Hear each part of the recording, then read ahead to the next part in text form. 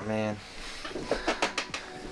Take two. What's up guys? Today I'm going to be talking about my Stage 2 tune on my MK7 GTI. I have a 2016 MK7 GTI with a Stage 2 tune from Integrative Engineering. Let me get to my list.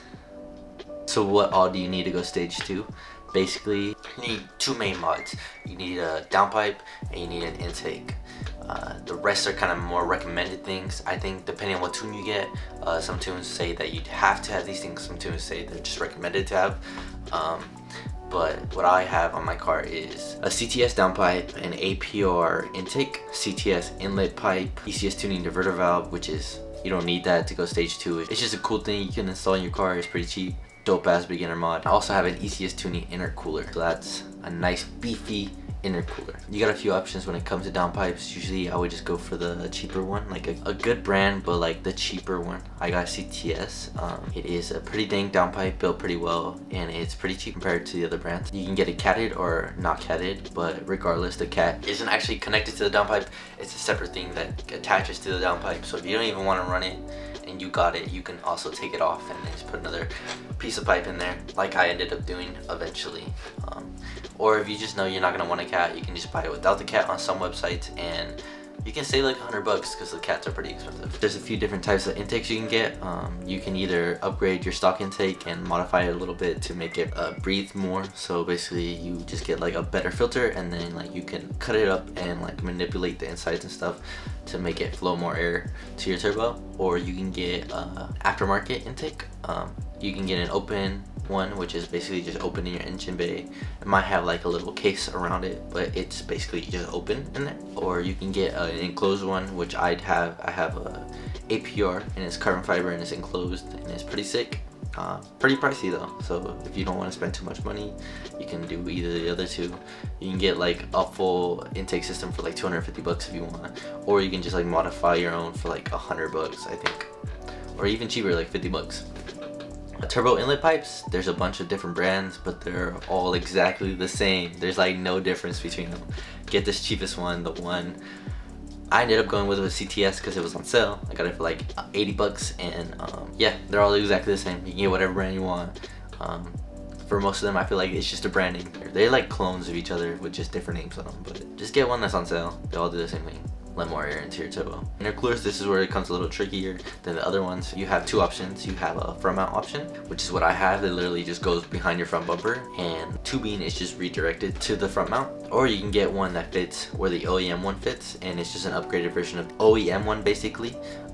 They both basically do the same thing. The only real main difference is the install. With the one that goes in the OEM spot, you gotta take everything that's in front of the intercooler off. So there's a bunch of stuff in there, like AC stuff, and it just takes forever to do that one. I did my front mount in my garage after work, and it took me like 2 hours I think. There is a difference in like power, but like realistically, this is my daily driver car. I don't really take it to the track, and even if I did take it to the track, I don't even think I'm a good enough driver to even notice the difference between a front mount and one that goes in the OEM spot. So like technically the OEM one, the ones that go in the OEM spot do increase your power or your reliability like by this much more. But you know, I drive this car daily. I drive it to work and like, I don't know, to the store, so I don't really need a little bump up of power or reliability that the OEM spot one gives you. So yeah, and then also all these parts that I have on my car, I have videos on every single one of them of me installing them, and I've done all the work on my own. So if I can do it, you for sure can do it. So go watch those. So initially I was gonna go with the APR Stage 2 tune. I ended up getting the APR downpipe and the APR intake, and like a day after ordering the APR downpipe and intake, I got a message from, I bought them on ECS Tuning. I got a message on ECS Tuning saying that the downpipe was actually discontinued and that they were not selling it anymore. So I then went with CTS because of the price and because of the quality, and then started looking for a different tune. I saw this dude on YouTube. I've subscribed to him for a while. He does a lot of VW and Audi stuff, and he took his friend's MK7 and tuned it without his friend knowing. He tuned his friend's MK7 with the Integrative Engineering Stage 1 tune, and they made this whole video about it and how much more power it was making. And then they surprised his friend, and his friend was like all shocked about how much more power is making out of nowhere. But basically After watching that video, I went and searched up integrated engineering, and I also talked to a few of my GTI friends around here, and they all told me to give it a shot and to try it out. They've heard good things about it, and to be honest, I'm pretty hyped that I did. It turned out to be really dank. Like, it's a dope ass tune for sure. How much was it? So basically, you don't just buy the tune on its own. You have to buy this thing, which I didn't know at first. When I first went to go buy it, I didn't know I had to pay for this thing too, but it's basically what allows you to tune at home. So this little port right here plugs into your car, and it lets you tune your car from home. You just connect it to your computer, your laptop, or whatever, and you can download the tune into your car with this thing. This thing is 150 bucks on top of your tune. So the tune was 650 bucks. So came out to like 800 bucks with everything together. Now that I have this, I can use this on my next tune. I don't have to buy it again. So when I upgrade to the IS38 and download the IS38 tune, I have this already and I don't need to buy it anymore. So if you see my video on where I reacted to the tune, I did get the pops and bangs tune, and now that I have some modifications on my exhaust, the pops are insane. It sounds like I'm doing a drive-by every single time I let go of the gas.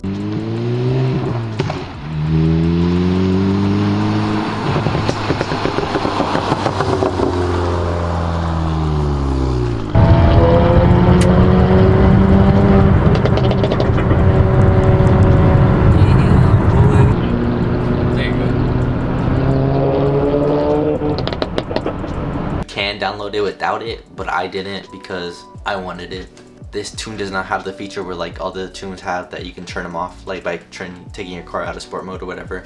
This tune does not have that. They're always on. So if you do not like the pops and bangs and you do not want them on all the time, probably don't download them, but I don't give a fuck. It's sick as fuck. I like it a lot. The tune gives your car so much more power. What integrative engineering claims the power gains are 101 horsepower above stock and then 113 torque above stock. I do believe because the power on the car has increased by so much. Like, it's insane. The car feels completely different but also exactly the same, and I'll explain that later.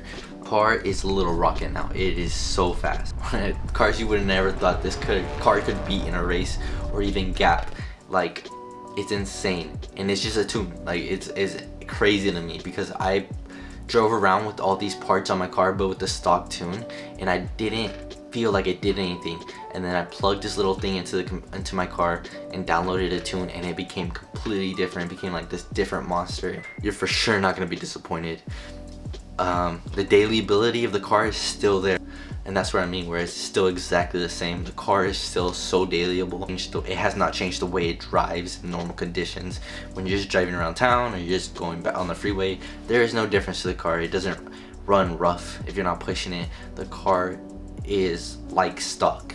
Like, you can't tell that it isn't stock until you stomp on it. The thing that did change a good amount, and what I ended up noticing right away, was the gas mileage. Basically, my gas mileage kind of tanked. I remember, if you know GTIs, I don't know if they all have this or what models do and what models don't, but there's like this little think blue thing in your settings, and it basically like rates your driving and how good you're driving and how eco-friendly your driving is. And I used to play that like a video game, where I'd be driving around trying to get my score as high as I could. One, because I want to save money on gas, and another thing is kind of fun, you know, trying to see if because it gives you like a score out of 100, and like I would try my best to get 100. I think I got 100 once, but I was always at like 97, 98. I never, like, getting 100 didn't happen often, but I tried like every single day to get 100. And my gas mileage was always like 39 miles per gallon, which was insane to me. It's insanely good gas mileage, but mostly freeway driving, but either way I would still get super good gas mileage even when I was like in the city and stuff. But then after the tune, I don't think I've ever gotten past like 24 miles per gallon, like on average. Yeah, my gas mileage just tanked. I'm at the gas station a lot more, and you know, like I've been trying to save up for adult things and budgeting my money, and then when I started budgeting my money and seeing where my money was going and stuff like that, per paycheck I was seeing how much money I was actually spending on gas, and I was like, god damn, this is a lot. One reason I was at the gas station a lot is just because the GTI has a pretty small gas tank, so regardless, you're gonna fill up more than you would fill up on like a different car, because most cars have like bigger gas tanks than the GTI does. But yeah, it just drinks through the gas tank so fast. But you know, it is kind of the price you pay if you want speed, if you want the tune, you want the power that the car makes. If the car was stock and had this gas mileage, I would not be happy. But now that it has so much more power, and I'm kind of okay with it, you know, I'm kind of just like deal with it. Yeah, that's like the biggest con I have with it. Other than that, it's insane. Like, it's such an improvement over stock. It's the best daily driver now. Like, you can take it to work and drive normal all the way to work, not feel it, but then on the way home from work, someone pulls up next to you and you can just gap the shit out of them. You know, it's like, it's pretty insane. Like, you would never think that this little GTI could make so much power or be so fast, especially because of how light they are. They're like 3,000 pounds, and depending on what model you have, obviously, but like, it's around 3,000 pounds, so it's insanely light. You would just never think that this little thing would be so fast, you know, especially with like, you didn't really do much to it. Like, you didn't really, like, the mod you have to do to go stage 2 is not that much, you know. So it's pretty insane to me. It's like one of the biggest selling points for me when it comes to a GTI. They're just so moddable. And then like a simple OEM turbo upgrade. So upgrading to like a Volkswagen turbo like gives you 400 horsepower. Like, that's insane to me. And it's pretty sick. I would recommend this tune. I'm glad I found it. It is one of the more aggressive tunes when it comes to GTI off-the-shelf tunes. It is more aggressive. It ups your rev limiter from 6,000 to 7,000, so now you got 1,000 more RPMs to mess around with. Yeah, I would for sure recommend it. I guess depending on how many miles your car has or something, or maybe you have like a higher mileage car, a higher mileage GTI, and you just don't want to risk it on your GTI. Maybe you get like I don't know, a tune that's less aggressive, but like, let's say you got brand spanking new GTI and you want power out of that. Yeah, for sure, get it, do it. My future mods are, obviously, I'm gonna upgrade to the IS38 Turbo. I'm gonna go with the Integrative Engineering Stage 2 tune. I'm also gonna get high pressure fuel pump. I'm gonna get new wheels and tires pretty soon. Just some more recommended stuff that comes with the turbo upgrade, so a catch can and an oil cooler. I'm gonna do that for sure. I know you guys know this, but I need to upgrade my headlights.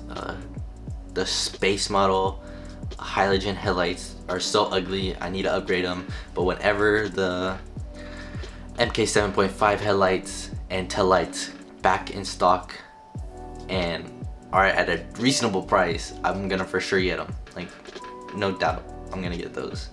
I'm gonna get more carbon stuff. I'm hoping to get a carbon hood and a carbon diffuser, and then also a carbon steering wheel.